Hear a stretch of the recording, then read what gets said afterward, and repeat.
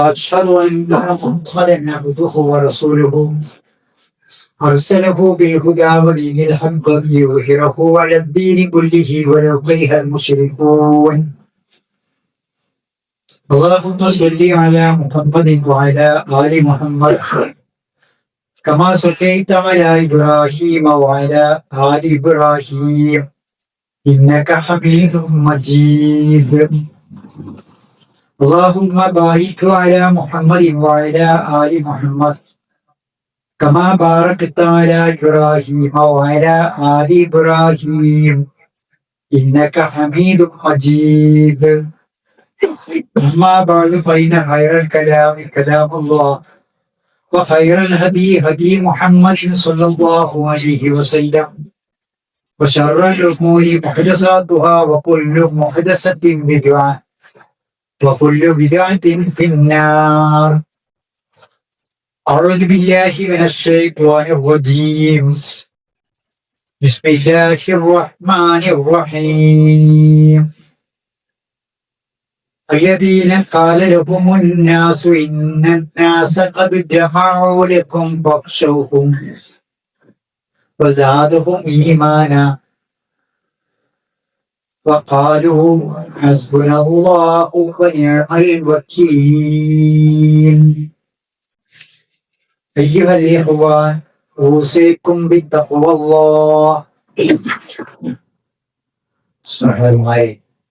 സഹോദരികൾ, അള്ളാഹുവിന്റെ വിധിവിലക്കുകൾ മാനിച്ചുകൊണ്ട് ജീവിക്കണം എന്ന ശക്തിയായ ഭാഷയിൽ വസീയത്ത് ചെയ്യുന്നു. പരിപാവനമായ ആദരണീയമായ മുഹറം മാസത്തിന്റെ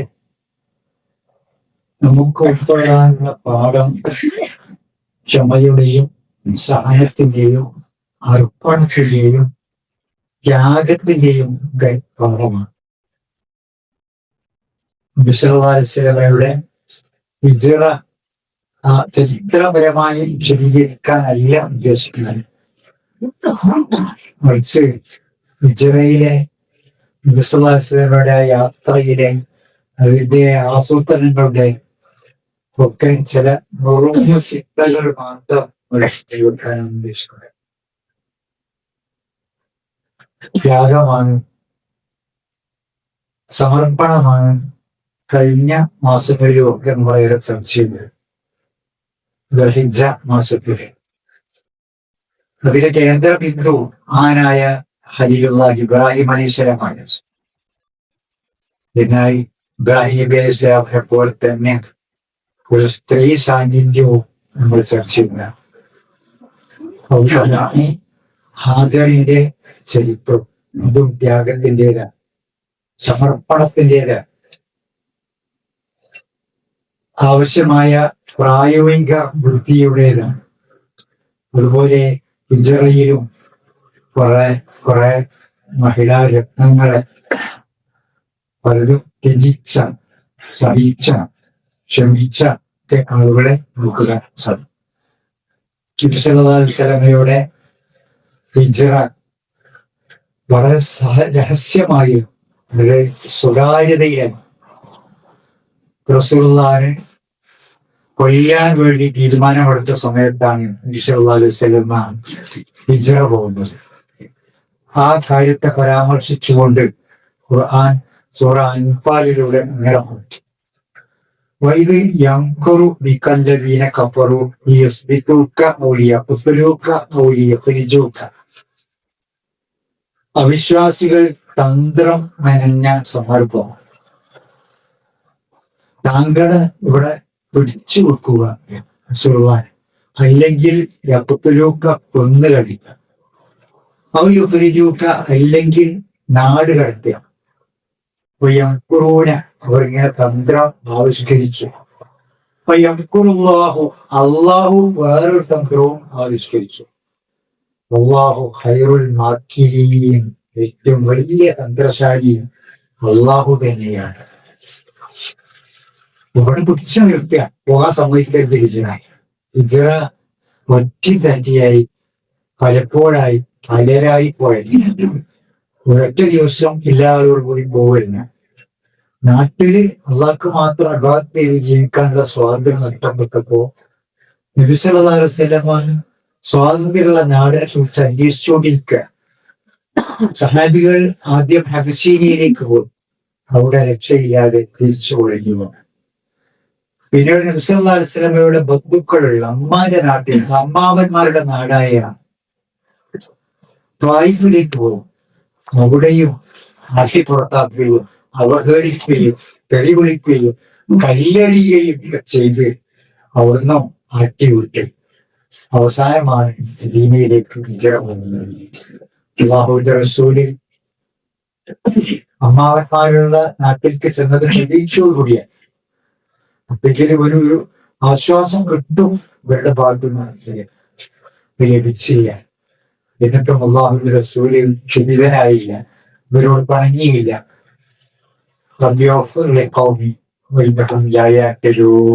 മരത്തിന്റെ ചോട്ടിൽക്ക് മാറി എന്നതുകൊണ്ട് പറയണം. കുറച്ചു കഴിയുമ്പോഴത്തും വിവരമില്ലാണ്ട് കൗമി വന്യവും യായാക്കരോ വിവരങ്ങൾ ചെയ്യാൻ പുറത്തു വെക്കുക. പ്രവാചകന്മാരെ ഒക്കെ അങ്ങനെ തന്നെയാണ്.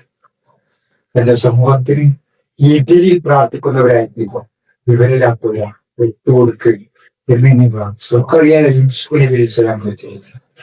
കഥ വിശദീകരിച്ചു പോകാൻ സമയമില്ല. കഥ പറയുകയല്ല എന്റെ പറഞ്ഞു. യൂസുഫ് നബി അലൈഹി ഇസ്ലാമിനെ രക്ഷപ്പെട്ടു തിരിയാത്ത സഹോദരങ്ങൾ കൊണ്ടുപോയി കിണറ്റിലിട്ട് തിരിച്ചു വന്ന് പാപ്പാനോട് കളവ് പറഞ്ഞു. അപ്പ ചെന്നായി കഴിച്ചു പോകും. ഈ വാപ്പ അതൊക്കെ ക്ഷമിച്ച് നിങ്ങൾക്കറിയാത്ത എനിക്കറിയാം, രക്ഷപ്പെടുക്കുന്ന എനിക്ക് അറിയാം, ഞാൻ എന്റെ കാര്യവും സങ്കടവും വേദനയൊക്കെ അള്ളാഹിനോട് സങ്കടം പറയാൻ മക്കളെ എന്ന് പറഞ്ഞ് ആശ്വസിക്കുക. ഈ സഹോദരങ്ങള് വിശ്വസിക്കുന്നത് യൂസുഫ് കിണറ്റിൽ പൊട്ടക്കിണറ്റിൽ അടങ്ങിയിട്ടുണ്ടാവും എന്ന് തന്നെയാണ്. അള്ളാഹ് രക്ഷപ്പെടുത്തി. അവസാനം യൂസുഫ് അലൈഹിസ്സലാമിന് ഈജിപ്തിലെ ഫറോവമാരുടെ ഭരണത്തിൽ ഭരണ പങ്കാളിത്തം ഉണ്ടായി. പ്രധാനപ്പെട്ട ധനകാര്യ വകുപ്പിന്റെ ഒക്കെ ഉത്തരവാദിത്തം ഉണ്ടായി. ആ സമയത്ത് ഇറാഖിൽ ക്ഷാമവും കഷ്ടപ്പാടും ഉണ്ടായപ്പോ ഈ സഹോദരങ്ങള് സഞ്ചിയും വെട്ടിയൊക്കെ ആയിട്ട് യൂസുഫിനെ സ്നേഹിക്കുക. അവിടെ നല്ലൊരു നീതിമാനായ ഭരണാധികാരി എന്തെങ്കിലും ഭക്ഷണം കിട്ടുമെങ്കിൽ പറഞ്ഞു കഴിയുക. ഈ വരുന്ന സഹോദരന്മാരെ യൂസുഫ് അലൈഹിസ്സലാം തിരിച്ചായി. അവർ യൂസുഫിനെയും തിരിച്ചായി. പോലും പ്രതികാരവാഞ്ചയില്ല യൂസുഫ് അലൈഹിസ്സലാം. നമ്മുടെ പ്രവാചകന്മാരുടെ മനസ്സെങ്ങനെ പ്രതികാരവാഞ്ചയില്ലാത്ത നമ്മളൊക്കെ ആണെങ്കിൽ നാവോട് രണ്ട് ഭർത്താനം പറഞ്ഞിട്ടെങ്കിലും ആ പുളി തീർക്കും. ഏതായാലും ആ കുട്ടിക്കാലത്തിന്റെ കൊണ്ടേ കിണറ്റിലൊക്കെ അടിക്കി ഇത് ഭർത്താനെങ്കിലും പറയേ, അതുപോലും പറയാതെ അവർക്ക് മാപ്പ് നൽകിയിട്ട് പഠിച്ചവരോട് പ്രാർത്ഥിക്കാം. ഹുസൈനെ ഇതും നല്ല എന്റെ പ്രശ്നം. അത് ആത്തൈത്തനീ മിനൽ മുൽക്കി വഅല്ലംതനീ മിൻ തഅ്വീലിൽ അഹാദീസ് ഫാത്തിറ السماوات والأرض أنت وليي في الدنيا والآخرة توفني مسلما والحقني بالصالحين. റസൂലേ, എനിക്ക് ഈ നാടിന്റെ അധികാരം നൽകിയിരുന്നു.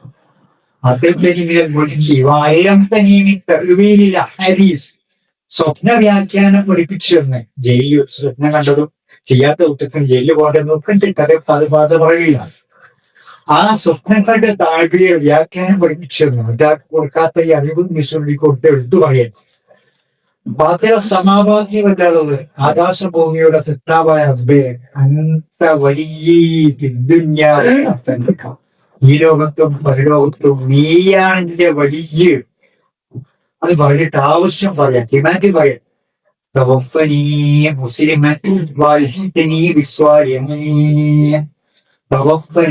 മുസ്ലിമൻ ഇതിനെ മുസ്ലിമായി മരിപ്പിക്കണമേ.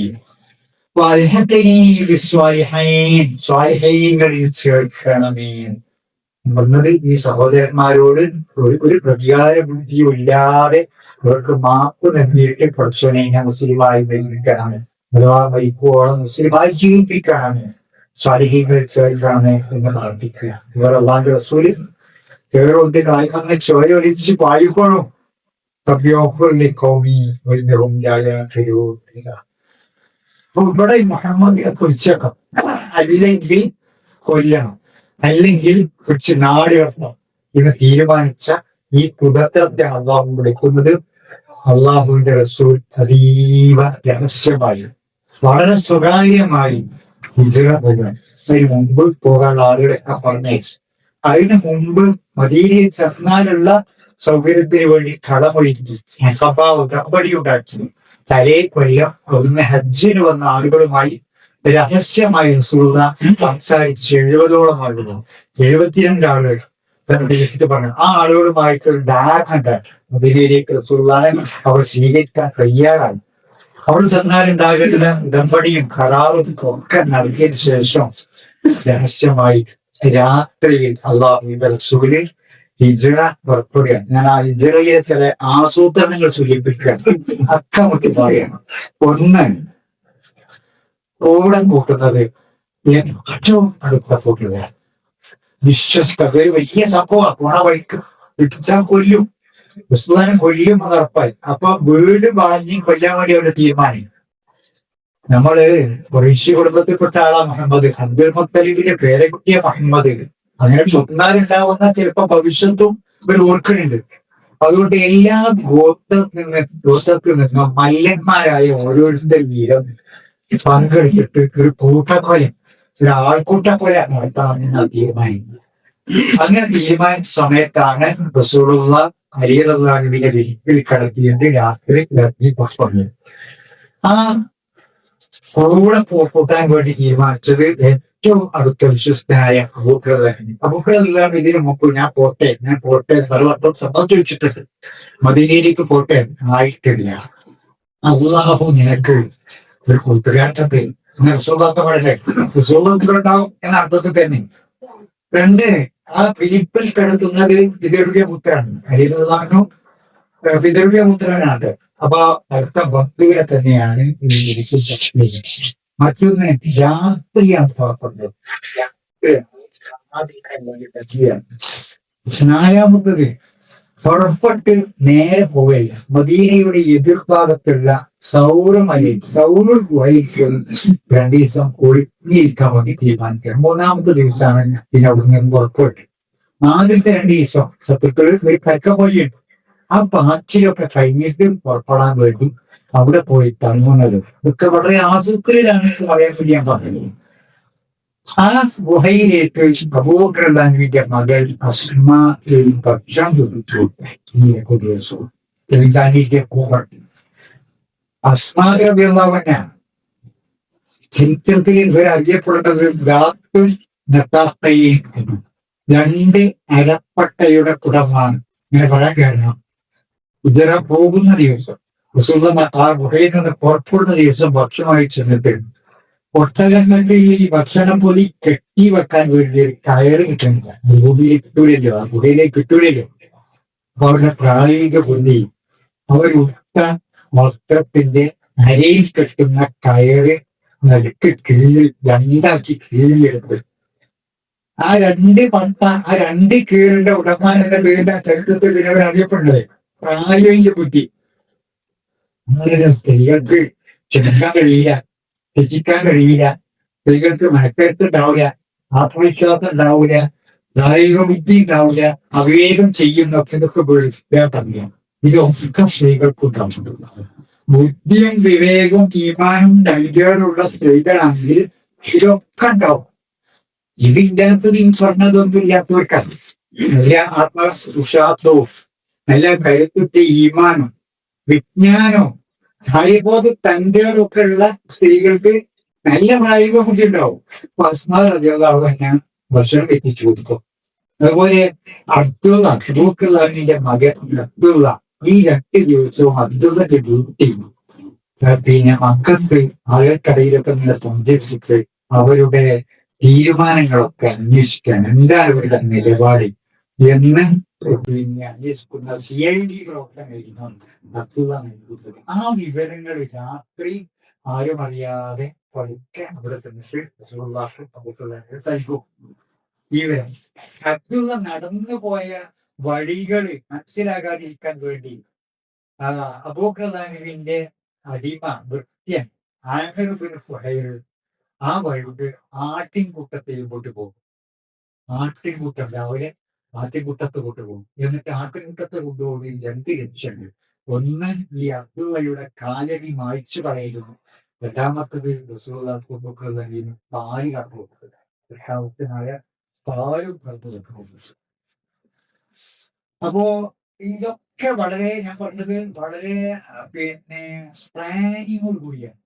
ഈ കുട്ടികളുടെ പാഠം തന്നെ നമ്മളെ മുമ്പ് ചെയ്യാനെങ്കിലും പ്ലാനിങ് വേണം വേണ്ടി. അവിവേകം ഒരു വിശ്വാസിന്റെ ഭാഗത്ത് ഒരിക്കലും ഉണ്ടാകാൻ പാടില്ലല്ലോ. അതിന് റസൂലുള്ള വളരെ സംഗതികൾ പറഞ്ഞിട്ടുണ്ട്. ഒരു നാളത്തുനിന്ന് ഒന്നിലധികം തവണ പങ്കെടുക്കൂല എന്നൊക്കെ പറഞ്ഞതിന്റെ താല്പര്യം അതാണ്. ആലോചിച്ചിട്ടേ ചെയ്യുള്ളൂ എല്ലാ കാര്യങ്ങളും. എട്ടാമത്തത് നേരിട്ട് മദീനയിലേക്ക് പോകുന്ന വഴിക്കല്ല അവർ പോയത്, തീരദേശ വഴിയിലൂടെയാണ്. വഴി മാറി സഞ്ചരിച്ചുകൊണ്ടാണ് പോയത്. വൃത്തം വേണ്ടി തന്നെയാണ്. മറ്റൊന്ന് അവർക്ക് വഴികാട്ടിയായി സ്വീകരിച്ചത് ശരിക്കും അടിവാരത്ത് പറയാൻ ശരിക്കും ഒരു പിന്നെ വളരെ പ്രധാനപ്പെട്ട ഒരു പിന്നെ ആരും കാണാതെ പോന്ന പോക്കില് അള്ളാഹുവിന്റെ റസൂലിനെ വഴികാട്ടിയായി കോഴിക്ക് വിളിച്ചത് മുഷിരിക്കിനെയാണ്. അപ്പൊ എനിക്ക് മൂപ്പരെ പറ്റും എന്നതുകൊണ്ട് അക്കാര്യത്തിൽ വെച്ചുള്ള ഈ മുഷിരിക്കിനെ വിശ്വസിക്കുക. ഇതിലൊക്കെ നമുക്ക് പാടണ്ടേ. അദ്ദേഹം ആരിപ്പോട്ടെ, അത് ഇസ്ലാമിന്റെ ശത്രുവാണ്. പക്ഷെ ഈ പണിക്കാരെ ചുറ്റാൻ പറ്റും.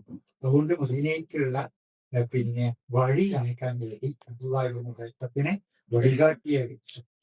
മറ്റൊന്ന് ആദ്യം പറഞ്ഞ ഈ പിന്നെ നേരത്തെ ഉണ്ടാക്കിയ സാഹചര്യം വിളിച്ചത് മുപ്പ ഇടപടിയിലൂടെ അവിടെ ചെല്ലുമ്പോൾ സ്വീകരിക്കാൻ വേണ്ടി ഉണ്ടാക്കിയ പിന്നെ കരാറുകൾ. ഈ സംഭവത്തെ സംബന്ധിച്ച് പോകുന്ന യാത്രയിലൊക്കെ ഉണ്ടായ ക്ലേശങ്ങള് സ്വറാക്കത്ത് പിന്തുടർന്നതും ഈ വീട് വളർന്ന ആളുകള് നേരം പുലർന്നപ്പോൾ റസൂലുള്ളാഹിനെ വീട്ടിൽ കാണാതിരുന്നതും അബൂജഹലിന്റെ പ്രഖ്യാപനം, അബൂസുഫിയാന്റെ പ്രഖ്യാപനം 100 ഒട്ടകത്തെ തരും ഇപ്പൊ മുഹമ്മദിനെ കുറിച്ചുകൊണ്ടുവന്ന ആളുകൾക്ക് ഇതിനു വേണ്ടി മത്സരിച്ച് മയക്കം പറിച്ചത് സുറൈഖത്തും ഒപ്പം കൂടിയിട്ട് ആ നബിയെ കാണുന്ന അടുത്തെത്തിയപ്പോൾ ഒട്ടകത്തിന്റെ കാലി മണ്ണിൽ കൊണ്ടുപോയത് ഈ കഥയൊന്നും വിശദീകരിക്കില്ല. ഇങ്ങനത്തെ സംഭവങ്ങൾ ഉണ്ടായി. ഖുബായിലെത്തി അവിടുത്തെ ആദ്യത്തെ പള്ളി നിർമ്മിച്ച് ആ പള്ളി എന്നൊക്കെ പറഞ്ഞ ഖുബാ മസ്ജിദൊക്കെ ഇപ്പം പോയി കണ്ട ആളുകൾക്ക് അറിയാം. എന്റെ ഓർമ്മ ശരിയാണെങ്കിൽ 1500 ആൾക്ക് ഒരു സമയത്ത് നിസ്കരിക്കാൻ പറ്റിയ സൗകര്യമുണ്ട് ആ പള്ളിയിൽ. അങ്ങനത്തെ ഒരു കൊച്ചു പൂര പള്ളിയിൽ. പിന്നെ അവിടുന്ന് മദീനയിലേക്ക് പോയി ആ വിവരം റസൂലുള്ളാഹി പുറപ്പെട്ടിട്ടുണ്ടെന്നുള്ള വിവരം കിട്ടിയിട്ട് അവിടുത്തെ ആളുകൾ നബിയെ സ്വീകരിക്കാൻ വേണ്ടി കാണിച്ച താല്പര്യം റസൂലുള്ളാഹിക്ക് പറയാ അത്രയും ആനന്ദകരമായ ഒരു ദിവസം എന്റെ ജീവിതത്തിൽ ഞാൻ കണ്ടിട്ടില്ല. അത്രയും സുന്ദരമായ ഒരു ദിനം ഞാൻ മറ്റൊന്ന് കണ്ടിട്ടില്ല. നബിയെ സ്വീകരിക്കാൻ വേണ്ടി അൻസാറുകൾ മദീനയിൽ കാത്തിരുന്നു. അവിടെയും സ്ത്രീ സാന്നിധ്യം. സ്ത്രീകളായിരുന്നു താല്പര്യത്തോടുകൂടി പിന്നെ വീടിന്റെ മത്സ്യയിലും മുകളിലും പുരുഷന്മാർ മരത്തിന്റെ മുകളിലൊക്കെ കയറുന്നുണ്ട്. ദൂരെ മരുഭൂമിയിൽ ദൂരെ ഈ പൊടിപടലങ്ങളൊക്കെ പറക്കുന്നത് ആളുടെ സാന്നിധ്യമൊക്കെ വളരെ ദൂരെ നിന്ന് കാണാൻ വേണ്ടിയിട്ട് അവർ ഇടുങ്ങി നിന്നതും പാട്ടുപാടി സ്വീകരിച്ചത്.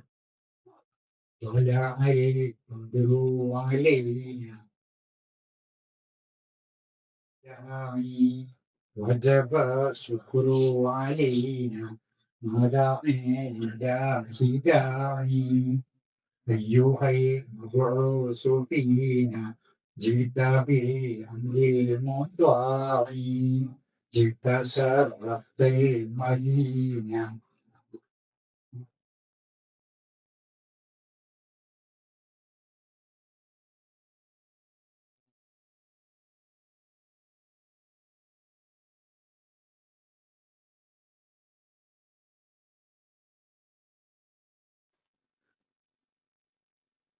നിങ്ങൾക്ക് നിയോഗിതനായ പ്രവാചകൻ ആ നാട് സ്വീകരിച്ച രൂപം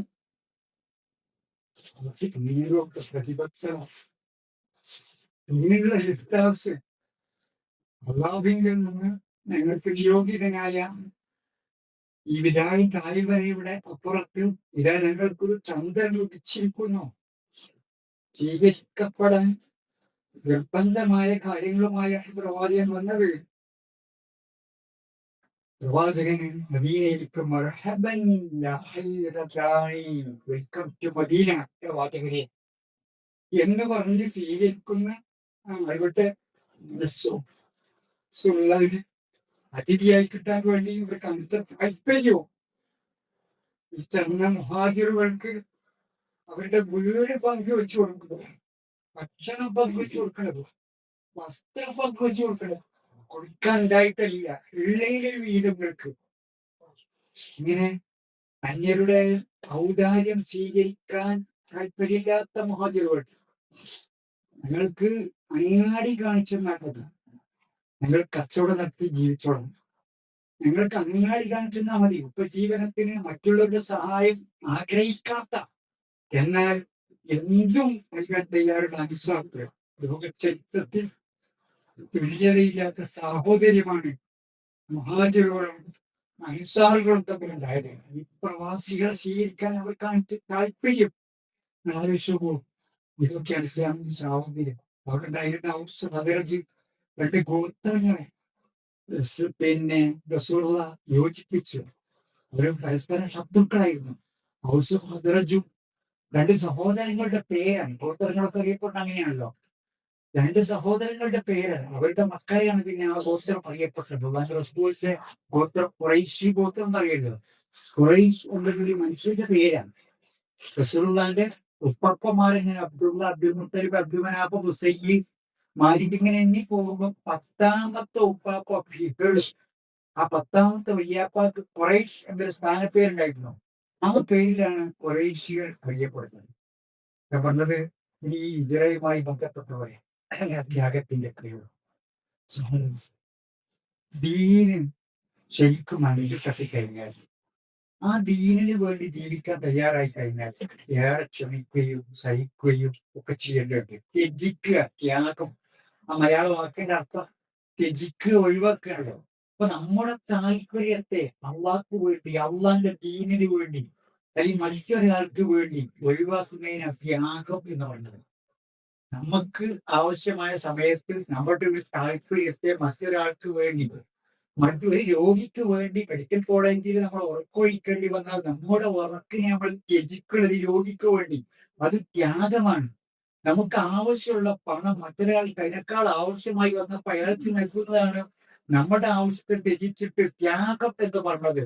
യർമൂക്ക് യുദ്ധത്തിൽ ഹുദൈബത്തുൽ തന്റെ സഹോദരന് വേണ്ടി വെള്ളപ്പാത്രമായിട്ട് യുദ്ധക്കളത്തിൽ ചെന്നപ്പോ വീണ് കിടക്കുന്ന, വെട്ടേറ്റ് കിടക്കുന്ന സഹാബി അതിന്റെ അടുത്തെത്തിയപ്പോ സഖറാത്തുൽ മൗത്തിൽ വെള്ളം ആവശ്യമുള്ള സമയത്ത് അപ്പുറത്തുനിന്ന് ഒരു എന്ന ശബ്ദം കേട്ടപ്പോ അങ്ങോട്ട് ചൂണ്ടിയിട്ട് അയാൾക്ക് കൊടുക്കാൻ വേണ്ടി ആവശ്യപ്പെടുക. അയാളുടെ അടുക്കൽ വെള്ളവുമായി എത്തിയപ്പോ അതിനപ്പുറത്തുനിന്ന് വിളിയാതെ കേൾക്കുക, അയാളിലേക്ക് ചൂട്ടുക. തങ്ങളുടെ ആവശ്യത്തെ തൊണ്ട വരണ്ട സക്കറാത്തുൽ മൗത്തിൽ പോലും മറ്റുള്ളവർക്ക് കൊടുക്കാൻ വേണ്ടി പറയുന്ന, അതൊക്കെ ത്യാഗമാണ്. നമ്മൾക്ക് അള്ളാന്റെ നീതി വേണ്ടി എന്ത് ത്യാഗം ആലോചിക്കേണ്ടതാണ്. പരോധി അല്ലെങ്കിൽ ഭക്തനെ നിനക്ക് വേണ്ടി ഇങ്ങനൊക്കെ ചെയ്ത് ഇത് പറയാൻ നമ്മുടെ ജീവിതത്തിൽ ഉണ്ടാകേണ്ടതുണ്ട്. ഹിജ്റ അത് അടക്കപ്പെട്ട വാതിലല്ല. ഹിജ്റ ചിലപ്പോൾ വേണ്ടി വന്നേക്കും, ഉണ്ടാകാതിരിക്കട്ടെ. നമ്മുടെയൊക്കെ ജീവിതത്തിൽ നാടും വീടും വിട്ടും ഒക്കെ, മക്കളെ വിട്ട്, കുടുംബത്തെ വിട്ട്, സമ്പത്ത് ഒഴിവാക്കി ഒക്കെ പോകേണ്ടി വരുന്ന ഒരു ഘട്ടം വരാതിരിക്കട്ടെ.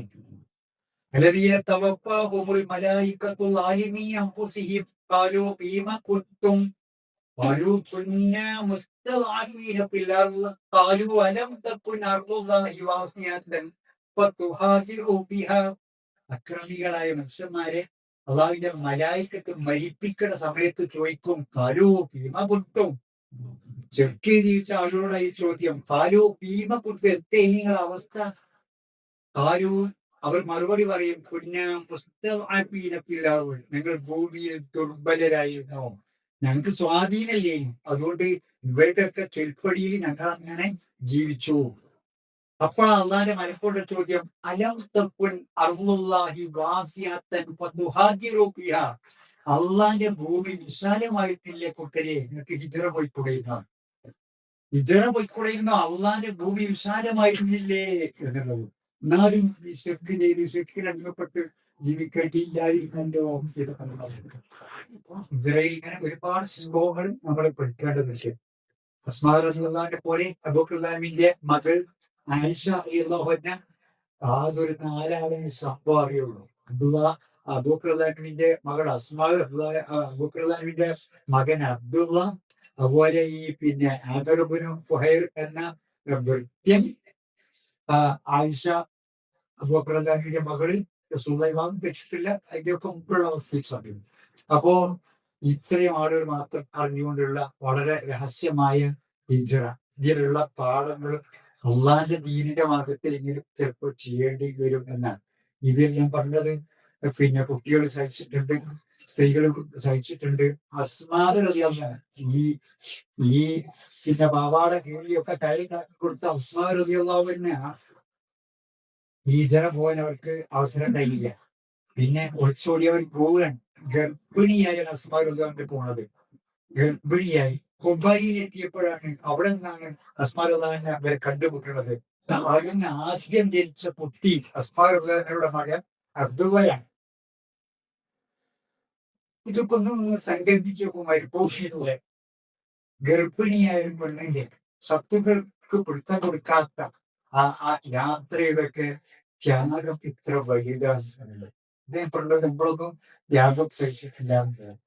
ഇതില് പുരുഷന്മാരും സ്ത്രീകളും ഒക്കെ തുല്യരാണ്. യുദ്ധത്തിന് പോകാൻ വേണ്ടി അനുവാദം കിട്ടാൻ വേണ്ടി കാല് ഏന്തി ചവിട്ടി എന്നിട്ട് ഞാൻ ഉയരട്ടെ എന്ന് റസൂലുള്ളാഹിന്റെ മുന്നിൽ പ്രകടിപ്പിക്കുന്ന യുവ സഹാബികളെ നമുക്ക് കാണാൻ സാധിക്കും. അതിക്ക് റസൂൽ സംഭവിക്കൂല. ഈ കുട്ടിയാണ് അതിനെ മാറ്റി നിർത്തും. സ്ത്രീകളെ യുദ്ധത്തിൽ നിന്ന് മാറ്റി നിർത്തും. സ്ത്രീകളെ യുദ്ധക്കളത്തിലേക്ക് കൊണ്ടുപോകാറില്ല. പക്ഷേ സ്ത്രീകൾ കൂടെ പോകും. യോദ്ധാക്കൾക്ക് ഭക്ഷണം പാകം ചെയ്ത് കൊടുക്കാനും വേണ്ടി വന്നാൽ മുറിവേറ്റ് വരെ ശുശ്രൂഷിക്കാനും ഒക്കെ ആയിട്ട് പോകാറുണ്ട്. ആ കൂട്ടത്തിലാണ് ഉമ്മു അമ്മാറ റളിയല്ലാഹു അൻഹ ഉഹദിലേക്ക് പോയി. ഉഹദ് യുദ്ധത്തിൽ പോയ ഉമ്മു അമ്മാറ റളിയല്ലാഹു അൻഹ. പക്ഷെ അവിടെ എത്തിയപ്പോ ഗതി മാറി. യുദ്ധത്തിന്റെ ഗതി മാറി. റസൂലുള്ളാഹിക്ക് പരാജയം ഉണ്ടായി. അമ്പെയ്ത്തുകാരായി നിർത്തിയിരുന്ന ജബലുർ റുമാത്ത് നിർത്തിയിരുന്ന ആളുകള് അവിടുത്തെ സ്ഥലം വിട്ട് വനീമത്ത് മുതൽ യുദ്ധാർജിത മുതൽ കണ്ടപ്പോ ഒരർത്ഥം കഴിക്കാൻ രചിച്ചുകൊണ്ട് സ്ഥലം വിട്ട് ആ വഴിക്ക് ശത്രുക്കൾ ഇരച്ചു കയറി. ഖാലിദ് ഇബ്നു വലീദ് എന്ന ധീര യോദ്ധാവിന്റെ നേതൃത്വത്തിലാണ് മുശ്രിക്കുകൾ ആ വഴിക്ക് ഇരച്ചു കയറി വന്നത്. ഖാലിദ് ഇബ്നു വലീദ് എന്ന മുശ്രിക്കുകളുടെ കൂട്ടത്തിലാണ്. മുസ്ലിങ്ങൾക്ക് പരാജയ ഛിന്ന ഭിന്നമായി ഓടി. അള്ളാഹുവിന്റെ റസൂലും വിരലിലുണ്ടാവുന്ന സഹാബികളും മാത്രം രണാങ്കണത്തിൽ ഒറ്റപ്പെട്ട് പൊരുതുന്നതാണ് ഉമ്മു അമ്മാറ റളിയല്ലാഹുവിനെ കാണുന്നത്. പിന്നെ ആലോചിച്ചില്ല. അവര് ആ പ്രായോഗിക ബുദ്ധി വാളെടുത്ത് ശത്രുക്കളുടെ മധ്യത്തിലേക്ക് ചാടിയിട്ട് യുദ്ധം ചെയ്യാൻ റസൂലുള്ളാഹി വിശദീകരിക്കുന്നുണ്ട് സംഭവം. ഞാൻ മുന്നിലേക്ക് നോക്കുമ്പോഴും പിന്നിലേക്ക് നോക്കുമ്പോഴും പാർശ്വങ്ങളിലുമൊക്കെ ഉമ്മ അമ്മാറ റളിയല്ലാഹുവിനെ തന്നെ കാണുന്നുണ്ട്. വാളെടുത്ത് പൊരുതുന്നത്. അപ്പൊ അങ്ങനെയൊക്കെയുള്ള ഘട്ടങ്ങളിൽ ഇതൊക്കെ ചെയ്യേണ്ടി വരും. ആ ത്യാഗങ്ങളിലൊക്കെ പങ്കാളികളാവേണ്ടി വരും എന്നാണ് നമുക്ക് ഈ സംഭവം കൊണ്ട് സൂചിപ്പിക്കുന്നത്. ഉമ്മു ഹബീബ ബീവി റളിയല്ലാഹു അൻഹ ഹബശിയിലേക്ക് ആദ്യത്തെ ഹിജ്റയിൽ ഭർത്താവ് ഒന്നിച്ച് പോയ ആളാണ്. റസൂലുള്ളാഹി കൂടെ പോയിട്ടില്ല. ഹബശിയിൽ എത്തിയപ്പോ ഭർത്താവ് കൂറുമാറി ക്രിസ്തുമതം സ്വീകരിച്ചു. അവിടുത്തെ ഭൂരിപക്ഷത്തിലൊക്കെ തന്നെ. ഈ സമയത്ത് ഉമ്മു ഹബീബ ബീവിക്ക് കൈക്കുഞ്ഞുണ്ട്, ചോരക്കുഞ്ഞ് കയ്യിലുണ്ട്. ഈ കൈക്കുഞ്ഞിനെയുമായി ഉമ്മു ഹബീബ റളിയല്ലാഹു അൻഹ വിശ്വാസികളുടെ കൂടെ വച്ച് നിൽക്കുകയാണ്. ഇവരുടെ മനസ്സിലുണ്ടാവുന്ന ആശയ സംഘട്ടം എന്ന് ആലോചിച്ച് നോക്കുകയാണ്. ഞാൻ ഇതിൽ ഉറച്ചു നിൽക്കണമോ, അല്ല ഞാൻ ഭർത്താവിന്റെ കൂടെ പോകണമോ, ഭർത്താവിന്റെ കൂടെ പോയി ഞാൻ നരകം വാങ്ങണമോ എന്നായിരിക്കും ചിന്ത. വിശ്വാസികളുടെ കൂടെ ഉറച്ചു നിന്ന ഉമ്മു ഹബീബ റളിയല്ലാഹു അൻഹ അവരെ പിൽക്കാലത്ത് അള്ളാഹുവിന്റെ റസൂൽ വിവാഹം കഴിക്കുകയും ചെയ്തു. അപ്പൊ ഇങ്ങനെയുള്ള കുറെ സംഭവങ്ങൾ കുറെ ആളുകൾക്കാണ് സാധിക്കും. അള്ളാഹുവിന്റെ റസൂലിന്റെ കൂടെ റസൂലിന്റെ ദൈവത്തിൽ കേട്ട് ആദ്യം വിശ്വസിച്ച ആളുകളിൽ ഒരു പാവങ്ങളായ അമ്മാറും ബിലാലും യാസിറും സുമയ്യയും ഇവരൊക്കെ അത്ര സഹിച്ചവരാണ്. യാസിറിന്റെ മാതാവ് സുമയ്യ ബീവി റളിയല്ലാഹു അൻഹ എല്ലാം സ്ത്രീകൾ ഏറെ ഓർത്തിരിക്കേണ്ട ഒരു മഹിളാരത്നമാണ് സുമയ്യ ബീവി. ഇസ്ലാമിന് വേണ്ടി ആദ്യത്തെ ടെസ്റ്റ് സാക്ഷി. ആദ്യത്തെ ഷഹീദത്ത് അവരെ മലർച്ചി കടത്തി അവരുടെ മർമ്മസ്ഥാനത്ത് ഇരുമ്പ് തട്ടി കുത്തിയിറക്കി ഇഞ്ചി ചാരിക്കൊല്ലുമ്പോഴും ആ നാവിന്റെ ചലനശേഷി തീരുന്നത് വരെ അള്ളാഹു അഹദ് അള്ളാഹു അഹദ് എന്ന് പറഞ്ഞുകൊണ്ട് ഭരിക്കുന്ന സഹോദരന്മാരെ, സുബയ്യാമിക്ക് സ്വർഗമുണ്ട്. സ്വർഗമുണ്ട് നേരത്തെ പറഞ്ഞു. ഈ അസ്മാവ് ബീവിക്കും ഉമ്മ ബീവിക്കും പക്ഷെ സ്വർഗമുണ്ട്. ഈ ത്യാഗമൊന്നും സഹിക്കാത്ത നമുക്ക് ഈ സ്വർഗം കിട്ടും എന്ന് അങ്ങനെ വല്ലാതെ നമ്മൾ പൂജ വെച്ചുകൂടാ എന്നാണ് പറഞ്ഞത്. ഈ സ്ത്രീയാണ് ഫറോവ ചക്രവർത്തിയുടെ ഭാര്യ, ഫിറഔനിന്റെ ഭാര്യ. ഇത് മാത്രം പ്രയാസം ഉണ്ടാവും. ഞാൻ ആ വലിയ റബ്ബ് എന്ന് പറഞ്ഞ ഫിറൗന് അല്ല, അള്ളാഹു ഏകനാണ്, അള്ളാഹു അല്ലാതെ ആരാധനയില്ല എന്ന് പറയുന്ന മൂസാ നബിയുടെ തൗഹീദ്. ഈ തൗഹീദ് മൂസാ നബിയും ഹാറൂൻ നബിയും ദഅവത്ത് നടത്തിയ തൗഹീദിൽ ഈമാൻ കൊണ്ട ആസിയ റളിയല്ലാഹു അൻഹ തന്റെ ഭർത്താവിനെയും നാട്ടിലെ രാജാവായ ഭർത്താവിനെയും രാജാവിന്റെ കൊട്ടാരത്തെയും പുല്ല് പോലെ വലിച്ചെറിഞ്ഞ് പടച്ചോനോട് പ്രാർത്ഥിക്കുക, റബ്ബി എന്തൊക്കെ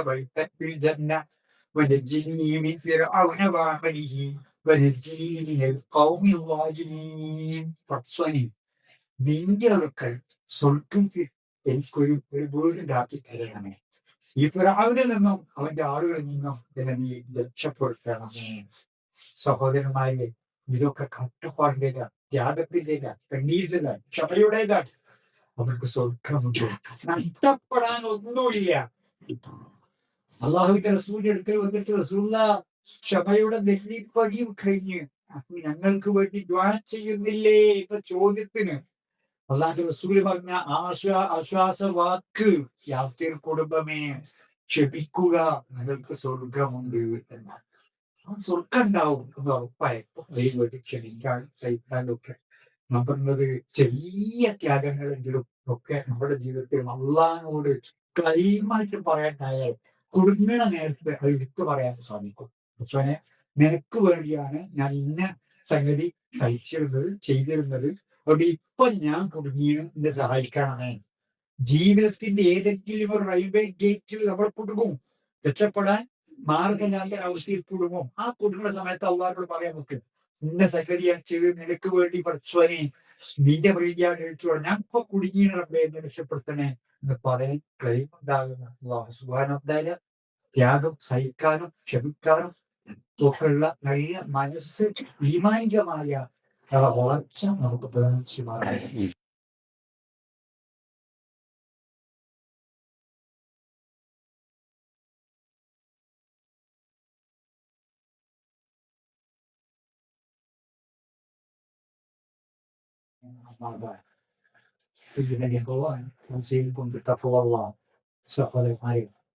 സഹോദരികളെ, അള്ളാഹിനെ സൂക്ഷിച്ച് ജീവിക്കണേ എന്ന് ഒന്നുകൂടി ഓർമ്മപ്പെടുത്തുന്നു. ജീവിതം ഒരു അള്ളാഹുവിന് സമർപ്പിച്ചു കഴിഞ്ഞു. الذين قال لهم الناس إن الناس قد جمعوا لكم فاخشوهم فزادهم إيمانا وقالوا حسبنا الله ونعم الوكيل. സമർപ്പണത്തിന്റെ ഒരായത്താണ്. നബി സല്ലല്ലാഹു അലൈഹി വസല്ലമയോടും സഹാബത്തിനോടും الذين قال لهم الناس إن الناس قد جمعوا لكم, ഗുണകാംക്ഷിയായ ഒരാൾ വന്നിട്ട് പറയാണ്, ജനം മുഴുവനും നിങ്ങൾക്കെതിരെ സംഘടിച്ചിരിക്കുന്നു.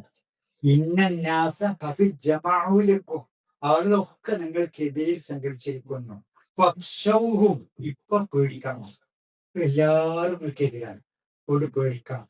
ഇത് കേട്ടപ്പോ ഫസാദഹും ഈമാന, അവരുടെ ഈമാന് വർധനവുണ്ടായി, അവരുടെ വിശ്വാസത്തിന്റെ മാറ്റ് കൂടി ഖുർആൻ പറഞ്ഞപ്പോൾ അവർ പ്രഖ്യാപിക്കുകയും ചെയ്തു, ഹസ്ബുനല്ലാഹു വനിഅമൽ വകീൽ.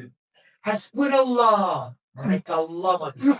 ഹസ്ബുനല്ലാഹു വനിഅമൽ വകീൽ, നമ്മുടെ കാര്യം ഏൽപ്പിക്കാൻ അല്ലാഹു എത്ര നല്ലവനാണ്, ഞങ്ങൾക്ക് അല്ലാഹ് മതി. അല്ലാഹ് മതി. ഇത് ദീനിനോടുണ്ടാകുന്ന പ്രതിബദ്ധത, ഇതിന്റെ ഊക്കനുസരിച്ച്, ഇതിന്റെ ശക്തി അനുസരിച്ചാണ് ഇങ്ങനെ പറയാൻ സാധിക്കുക. ഹസ്ബുനല്ലാഹ്, അല്ലാഹ് മതി. കഴിഞ്ഞ മാസം ഇബ്രാഹിം നബിയെ ചർച്ച ചെയ്ത് ഇബ്രാഹിം നബിനെ തീരെറിഞ്ഞപ്പോ അവസാനമായി പറഞ്ഞ വാക്ക് ഈ വാക്കായി, حسبي الله ونعم الوكيل كان آخر كلام إبراهيم حين ألقي في النار ഇബ്രാഹിം അലൈഹിസ്സലാമിനെ തീയേറിയപ്പെട്ടപ്പോ അദ്ദേഹത്തിന്റെ അവസാന വാക്ക് റസൂൽ ഹദീസിൽ ഇവിടെ പറഞ്ഞില്ല ഹസ്ബി അല്ലാഹു വനിഅമൽ വകീൽ എനിക്ക് അല്ലാഹ് മതി എന്റെ കാര്യം ഏൽപ്പിക്കാൻ അല്ലാഹു എത്ര മതിയാകാൻ നമ്മൾ വിശ്വസിക്കുന്ന അല്ലാഹ് നമ്മുടെ കാര്യം ഏറ്റെടുക്കാൻ ഏറ്റവും നല്ലവനാണ് നിഅമൽ വകീലാണ് അവിടെ ആ അള്ളാഹു പൂർണ്ണമായി നമ്മൾ ഇവിടെ ജീവിതം മുന്നോട്ട് കൊണ്ടുപോകണം അള്ളാഹു പോലും നമുക്ക് സഹോദരന്മാരെ കഴിഞ്ഞ ദിവസം മരണപ്പെട്ട കൗമ്പടിയിലെ ചീലോത്ത് അബു സാഹിബ് അള്ളാഹു സുബ്ഹാനഹു വ തആല അദ്ദേഹത്തിന് മഗ്ഫിറത്തും റഹ്മത്തും നൽകി അനുഗ്രഹിക്കപ്പെട്ടു. അദ്ദേഹത്തിന്റെ എല്ലാ ഹസനാത്തുകൾക്കും അള്ളാഹു നല്ല പ്രതിഫലം നൽകി ജന്നത്തുൽ ഫിർദൗസിൽ അദ്ദേഹത്തെ അമ്മയിൽ ഒരുമിച്ച് കൂട്ടുമാറാവട്ടെ. മറ്റൊന്ന് ഉമ്മർ മാസ്റ്ററുടെ ഭാര്യ ബസ്സിൽ നിന്ന് വീണ് അപകടം പറ്റിയിട്ട് ആശുപത്രിയിലാണുള്ളത്. എത്രയും വേഗം ഇവരുടെ പരിക്ക് ഭേദമായി ആശുപത്രിയിൽ തിരിച്ചു വരാൻ അല്ലാഹു തൗഫീഖ് നൽകുമാറാവട്ടെ. മാരകമായ രോഗങ്ങളിൽ നിന്നും ആകസ്മികമായി ഉണ്ടാകുന്ന വിപത്തുക്കളിൽ നിന്നും അല്ലാഹു നമ്മെ കാത്ത് രക്ഷിക്കുമാറാവട്ടെ.